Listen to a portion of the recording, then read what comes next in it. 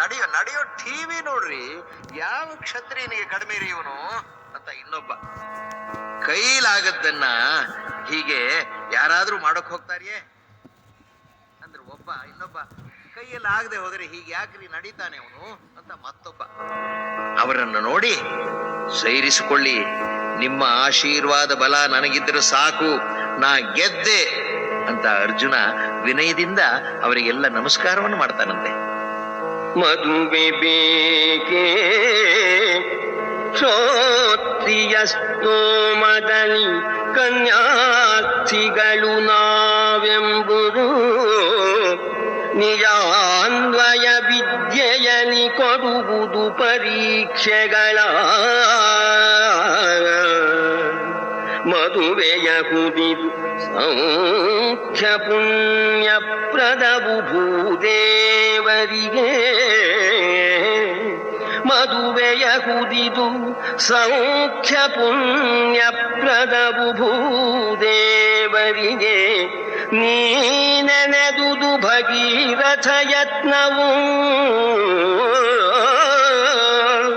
ನೀ ನೆನೆದುದು ಭಗೀರಥ ಯತ್ನವು ಎಂದುದು ಭೂಸುರೌರಾದ.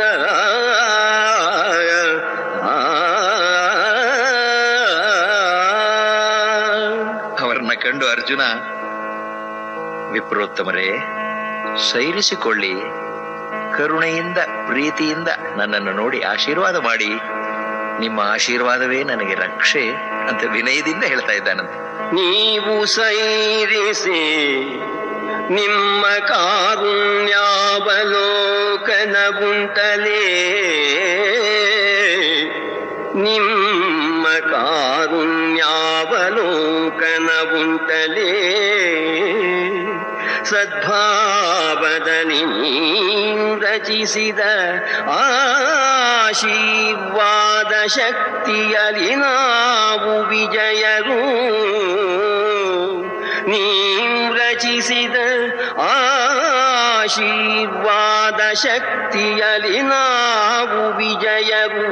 ಚಾಪಯಂತ್ರ ವಿರಾವಘನವು,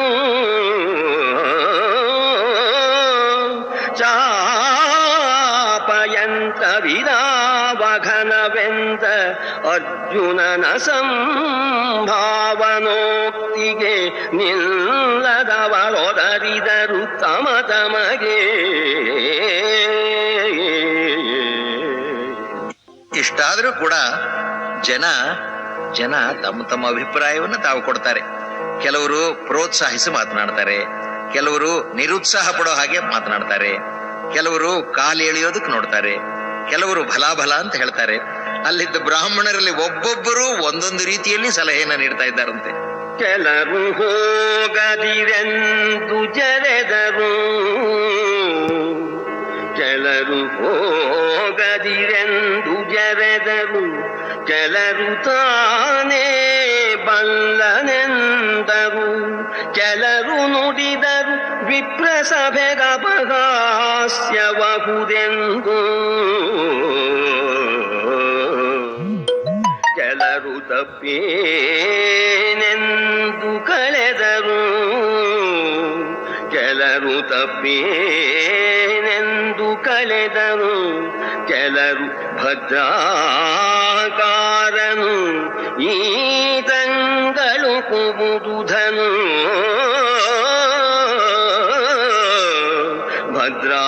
ಭದ್ರಾಕಾರನು ಈತಂಗಳು ಕುಬುದುಧನು, ಭಾಗ್ಯಮುಖನು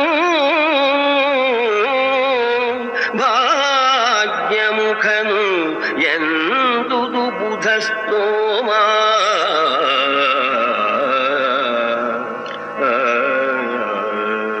ಜನಮೇಜಯ, ಆದ್ರೇನು ಉಟ್ಟ ಧೋತ್ರವನ್ನ ಬಳಲಗಚ್ಚೆ ಹಾಕಿ ವೀರಗಂಟನ್ನ ಬಿಗಿದು ಹೊರಟೇ ಬಿಟ್ಟ ನಿನ್ನ ಮುತ್ತಜ್ಜ ಅರ್ಜುನ ಅಂತ ವೈಶಂಪಾಯನರು ಹೇಳಿ, ಜನಮೇಜಯನ ಮುಖದಲ್ಲಿ ಪಾಪ ಸ್ವಲ್ಪ ನಿರುತ್ಸಾಹ ತೋರ್ತೋ ಏನೋ, ಅದಕ್ಕೆ ಧೈರ್ಯ ಪಡಿಸುವಂತೆ ಹೇಳ್ತಾ ಇದ್ದಾನೆ ವೈಶಂಪಾಯನ. ಮಹಾರಾಜ, ಒಬ್ಬ ಸಾಹಸ ಕಾರ್ಯಕ್ಕೆ ತೊಡಗಿದರೆ, ಅವನನ್ನ ಪ್ರೋತ್ಸಾಹಿಸಿದರೆ ಅದುವೇ ಅವನಲ್ಲಿಯ ಬಲವನ್ನ ಹೆಚ್ಚಿಸಿ ಹುರುಪುಗೊಳಿಸ್ತದೆ. ಆದರೆ ಬಹುಮಂದಿ ಹಾಗೆ ಮಾಡೋದಿಲ್ಲಪ್ಪ. ಉತ್ಸಾಹ ಭಂಗಗೊಳಿಸುವುದೇ ಹೆಚ್ಚು ಅಂತ ಕಾಣುತ್ತೆ ಸಮಾಜದಲ್ಲಿ. ಇಂಥವರು ಎಲ್ಲ ಕಾಲದಲ್ಲಿಯೂ ಇರುತ್ತಾರೋ ಏನೋ ಅನ್ನಿಸ್ತದೆ ಅವರ ಮಾತನ್ನು ಕೇಳಿದಾಗ. ಇಲ್ಲಿ ಕೇಳಿ, ಕೆಲವರು ಹೇಗೆ ಹೇಳ್ತಾ ಇದ್ದಾರೆ.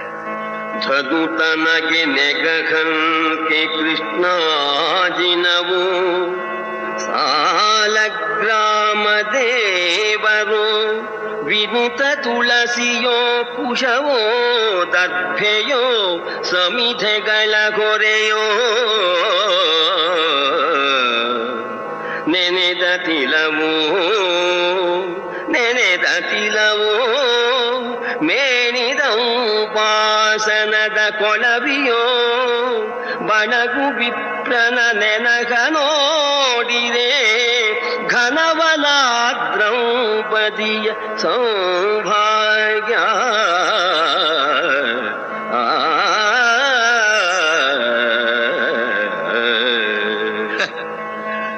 ಓಹೋ, ಈ ಧನಸ್ಸು ಕೃಷ್ಣಾಜಿನ ಅಂತ ಭಾವಿಸ್ಬಿಟ್ನೋ ಈ ಬ್ರಾಹ್ಮಣ ಅಂತ ಒಬ್ಬ ಹೇಳಿದ್ರೆ, ಈ ಬ್ರಾಹ್ಮಣ ಎಲ್ಲಾದ್ರೂ ಗೆದ್ದು ಬಿಟ್ರೆ ದ್ರೌಪದಿಯ ಸೌಭಾಗ್ಯವನ್ನ ಏನ್ರಿ ಹೇಳೋದು, ಆಹಾ ಅಂತ ಉದ್ಗಾರ ತೆಗೆದನಂತೆ.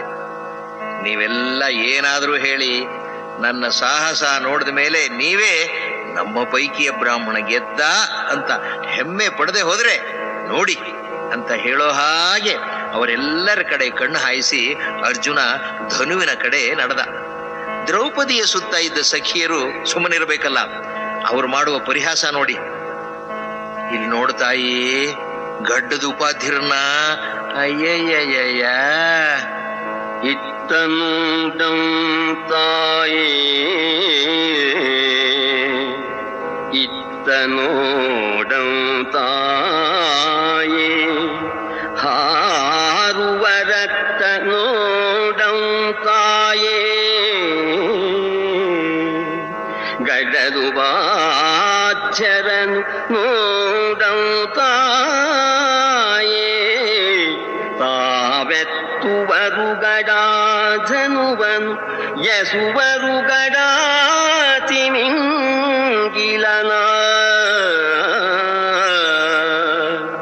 ಹೊತ್ತುಗಳೆ ಬರೆಲೇಸು ಬಳಿಕಿನ್ನುತ್ತಮರಲ ವಿಪ್ರರು ಬಳಿಕಿನ್ನುತ್ತಮರಲ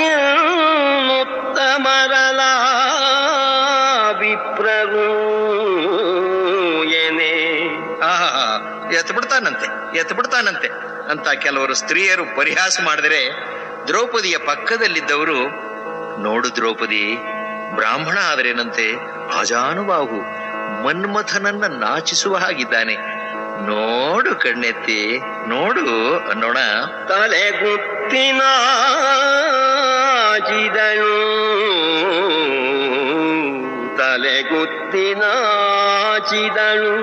ಅಂಗುಟದೊಳಂಕುತ ಮಹೀತಳವಾ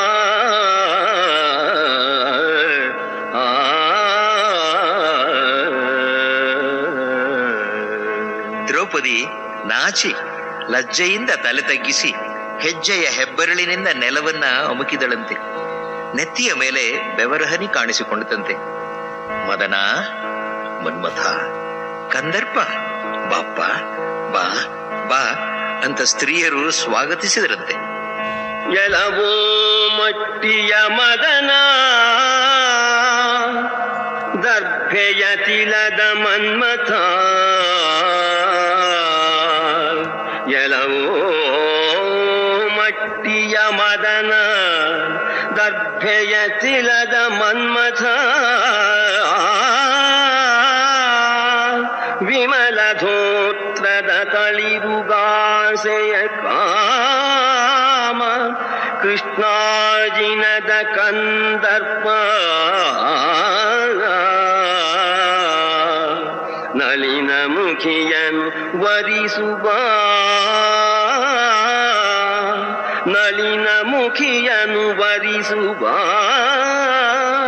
ನಿನಗಳ ವಡುವನು ಎಲೆಯಕ್ಕ ಕೇಳಂ ನಿನಗಳ ವಡುವನು ಎಲೆಯಕ್ಕ ಕೇಳಂ ತಲೆ ಬಿಡಿವೆ ವಾವು ನೋಡು ತಲೆ ಬಿಡಿವೆವಾವು ನೋಡು ಎಂದರು ನಗುತ್ತ ಚಪಲೆಯರು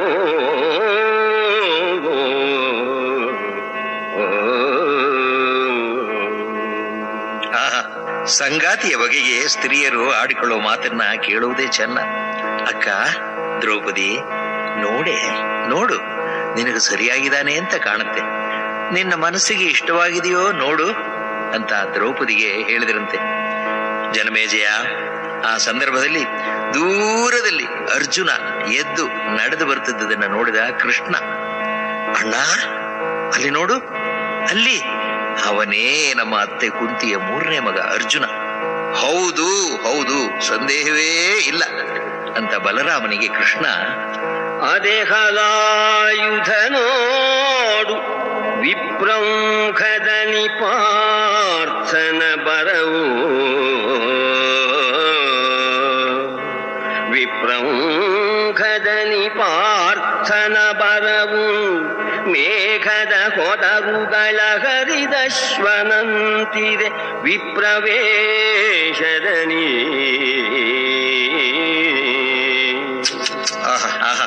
ಮೇಘಮಂಡಲದ ಮಧ್ಯದಿಂದ ಸೂರ್ಯ ಉದಯಿಸಿ ಬರುವ ಹಾಗೆ ಬರ್ತಾ ಇದ್ದಾನೆ. ಅಣ್ಣ ನೋಡು, ತಂದೆ ವಸುದೇವನಾಣೆ ಅಂತ ಹಾಗೆ ಹೇಳ್ದೆ, ಒಪ್ಪಿದೆಯಾ ಈಗ? ವಿದಿತವೇ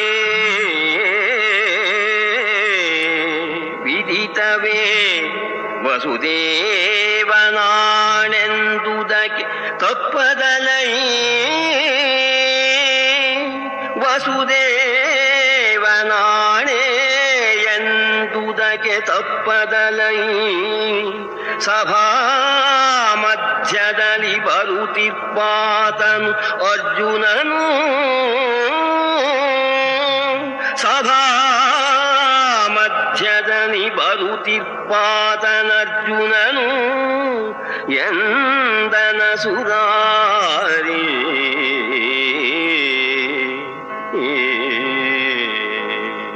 ಅರ್ಜುನ ಇವನೇ ಅಂತ ಕೃಷ್ಣ ನಿರ್ಧರಿಸ್ತಾನೆ. ಅಲ್ಲಿ ನೆರೆದಿದ್ದ ಅಸಂಖ್ಯ ಬ್ರಾಹ್ಮಣ ಕ್ಷತ್ರಿಯರಲ್ಲಿ ಪಾಂಡವರನ್ನ ಗುರುತಿಸಿದವನು ಕೃಷ್ಣ ಒಬ್ಬನೇ. ಕೃಷ್ಣನ ಬುದ್ಧಿ ಸೂಕ್ಷ್ಮ ಎಷ್ಟು ಉನ್ನತ ಮಟ್ಟದಲ್ಲಿ ಇತ್ತು ಅನ್ನೋದಕ್ಕೆ ಇದು ಮಹತ್ವದ ಸಾಕ್ಷಿ. ಇವನೇ ಅರ್ಜುನ ಅಂತ ಅಣ್ಣ ಬಲರಾಮನಿಗೆ ಹೇಳಿ, ಅತ್ತೆಯ ಮಕ್ಕಳು ಇತರರನ್ನು ಶೀಘ್ರದಲ್ಲೇ ತೋರಿಸ್ತೇನೆ ಅಣ್ಣ, ತೋರಿಸ್ತೇನೆ ಅಂತ ಹೇಳ್ತಾ ಇದ್ದ ಹಾಗೆ ಧರ್ಮರಾಜ, ಭೀಮ, ನಕುಲ ಸಹದೇವರು ಇವರ ಕಡೆ ನೋಡ್ತಾ ಇದ್ದಾನೆ ಕೃಷ್ಣ. ಜನಪನು ಭೀಮಾದಿಗಳು